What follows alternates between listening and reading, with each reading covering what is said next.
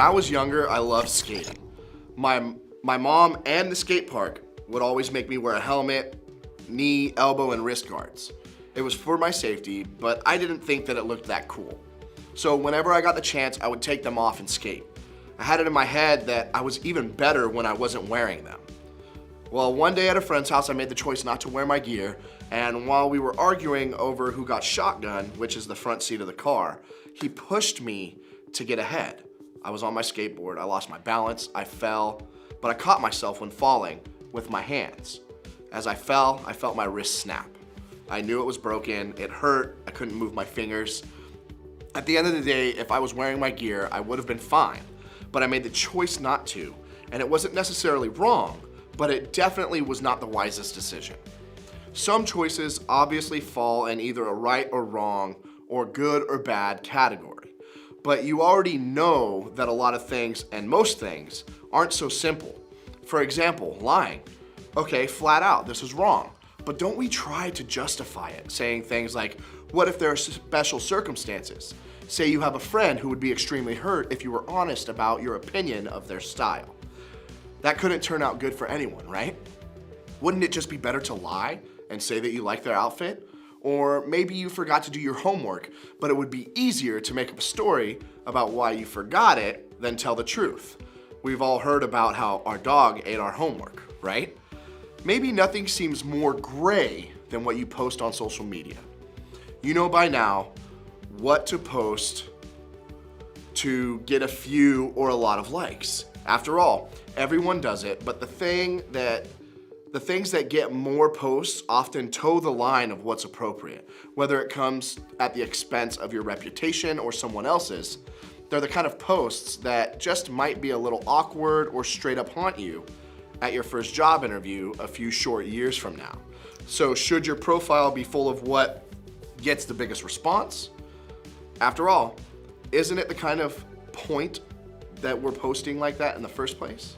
So the question is, how do you make decisions when the answer isn't obvious? There's a word that summarizes the answer to all of those questions, and this word is wisdom. Now, there are a few ways to explain wisdom, but here's a simple way to think of it. Wisdom helps us avoid foolish decisions.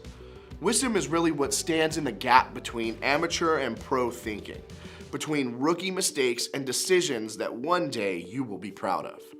Over the next few weeks, we're going to look at some big ideas from the book of Proverbs. If you're not familiar with the Bible, Proverbs is a collection of thoughts, sayings, instructions about life, and other insights that are full of wisdom.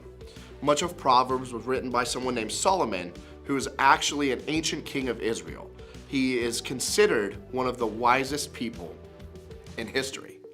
As we talk about the Proverbs over the next few weeks, Proverbs is going to be a great place to go when you don't know what to do. For example, check out this verse. Trust in the Lord with all your heart.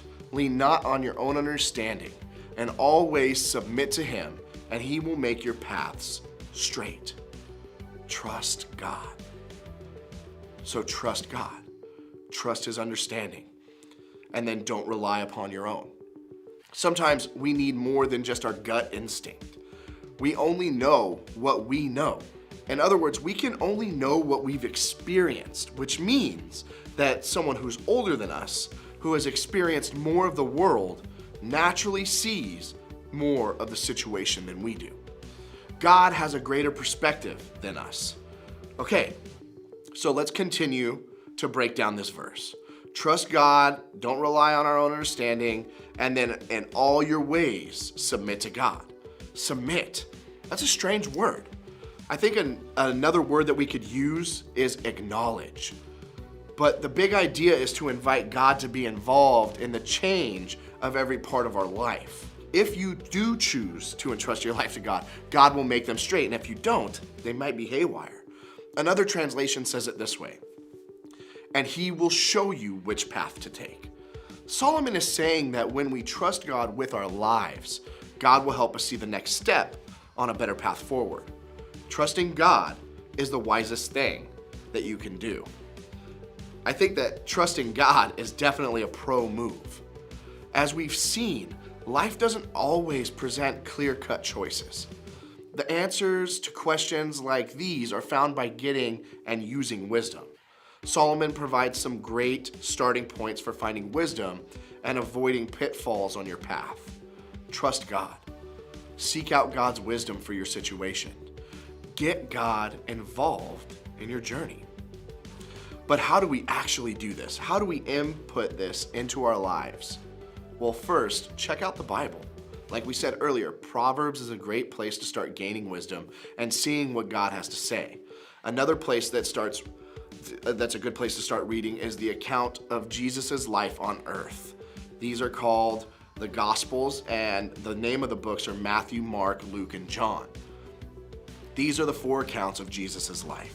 You probably know this, but Jesus had a lot to say about experiencing life to the fullest and living a free life, a life free of regret.